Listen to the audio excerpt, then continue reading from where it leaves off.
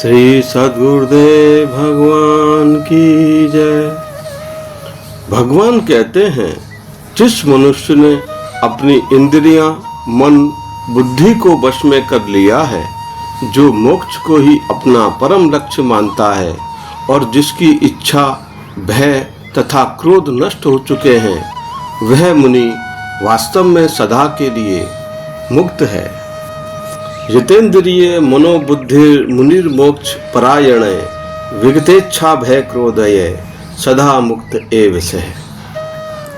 भगवान कहते हैं, जिस व्यक्ति ने आत्मसंयम और आत्मज्ञान के द्वारा अपने जीवन को ऊंचे आध्यात्मिक स्तर तक पहुंचा दिया, जिसने मन के भीतर चलने वाले विकारों से स्वयं को मुक्त कर लिया, वही ज्ञानी है। जितेंद्रिय मनोबुद्धि अर्थात वह साधक जिसने अपनी इंद्रियों को, मन को और बुद्धि को संयमित कर लिया है। कई बार मनुष्य बाहर से शांत दिखाई देता है, परंतु उसके भीतर इच्छाओं का तूफान चलता रहता है।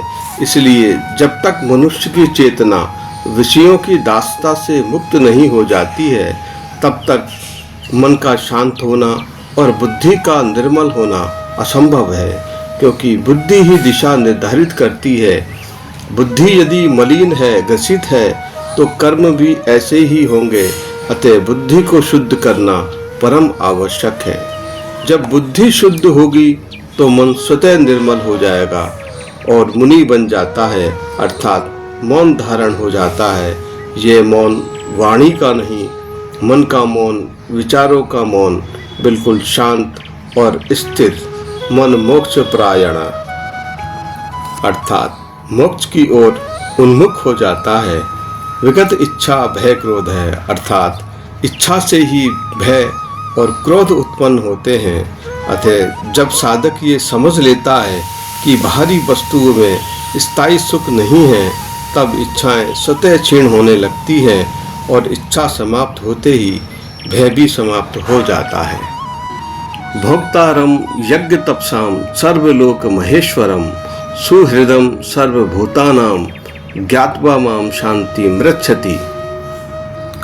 भगवान कहते हैं, जो मनुष्य उन्हें यज्ञ और तपों का भोक्ता, समस्त लोकों का महेश्वर तथा समस्त प्राणियों का सच्चा सुहृदय जान लेता है, वह परम शांति को प्राप्त होता है।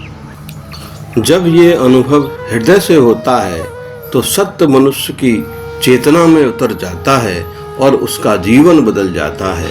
भोक्तारम यज्ञ तपसाम अर्थात समस्त यज्ञों और तपों का वास्तविक भोक्ता मैं हूँ। संसार में मनुष्य अनेक प्रकार के कर्म करता है, जैसे पूजा, दान, यज्ञ, सेवा, व्रत आदि, लेकिन इन सब कर्मों का फल चाहता है।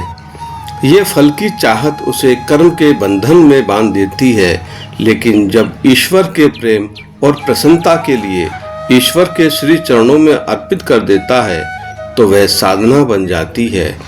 यज्ञ अर्थात अग्नि में आहुति देना। भगवान कहते हैं, केवल समिधा की आहुति नहीं देनी है, उसके साथ अपने अहंकार, क्रोध, लोभ, मोह की आहुति देना ही यज्ञ को सफल बनाएगी, तभी यज्ञ पूर्ण होगा। अन्यथा एक परंपरागत जो सामान्य मनुष्य करते हैं कामना पूर्ति के लिए, वही यज्ञ हो जाएगा। सर्वलोक महेश्वरम अर्थात मैं समस्त लोकों का परम स्वामी हूँ। भगवान का ये कथन मनुष्य के अहंकार को तोड़ने वाला है, क्योंकि मनुष्य स्वयं को स्वामी और कर्ता मानता है। वह सोचता है धन मेरा है, परिवार मेरा है, शरीर मेरा है, लेकिन वास्तव में इस सृष्टि में कुछ भी हमारा नहीं है। सब कुछ परमात्मा की सत्ता से संचालित है।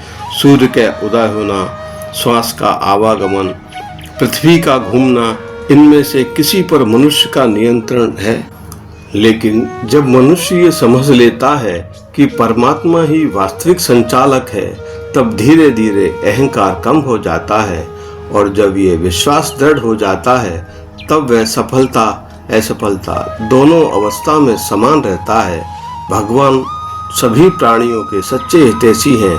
उनका प्रेम निस्वार्थ है। वे प्रत्येक जीव के भीतर समान रूप से स्थित है और सबका कल्याण चाहते हैं। बस आवश्यकता है अपने कदम बढ़ाने की। अहंकार से गर्वित मस्तिष्क को परमात्मा के श्री चरणों में समर्पित करने की। शेष अगले भाग में। श्री कृष्ण अर्जुन संवाद कर्म संन्यास योगो पंचमो अध्याय श्री सद्गुरुदेव भगवान के श्री चरणों में समर्पितम। ओम हरि ओम तत्सत। जय श्री कृष्ण।